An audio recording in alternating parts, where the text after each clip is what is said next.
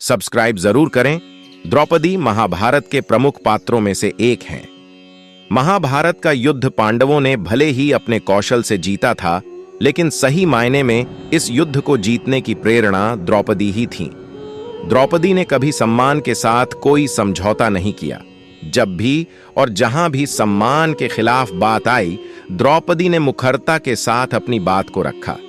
द्रौपदी एक दृढ़ निश्चयी महिला थीं, जो अपने सम्मान के लिए रणभूमि में जाकर कौरवों के खून से अपनी प्यास बुझाती हैं। द्रौपदी कभी पराजय को स्वीकार नहीं करती हैं। वे एक निडर स्त्री के तौर पर नजर आती है। भीष्म पितामह और आचार्य द्रोणाचार्य की निंदा की द्रौपदी अनैतिक कृत्य को कभी बर्दाश्त नहीं करती थीं।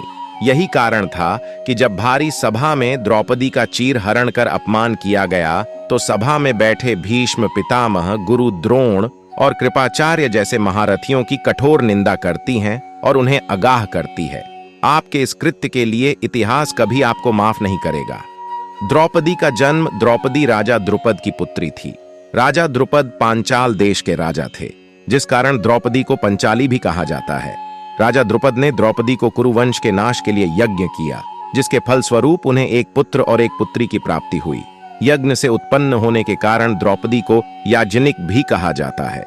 यज्ञ से जो बालक पैदा हुआ, उसका नाम धृष्टद्युम्न था।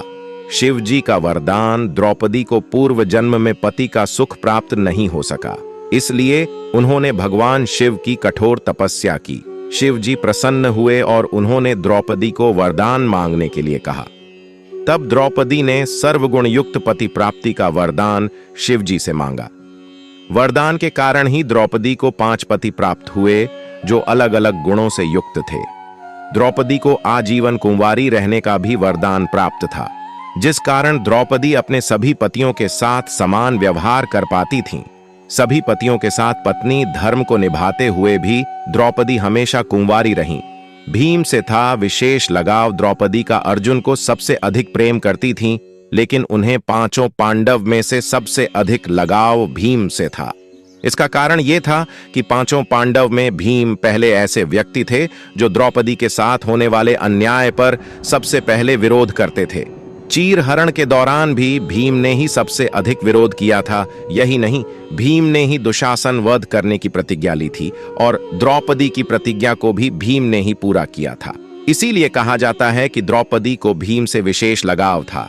श्री कृष्ण को मानती थीं भाई और सच्चा मित्र। द्रौपदी भगवान श्री कृष्ण का बहुत सम्मान करती थीं।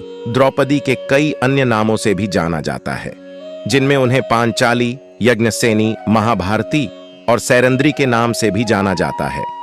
द्रौपदी को महाकाली का अवतार भी कहा जाता है।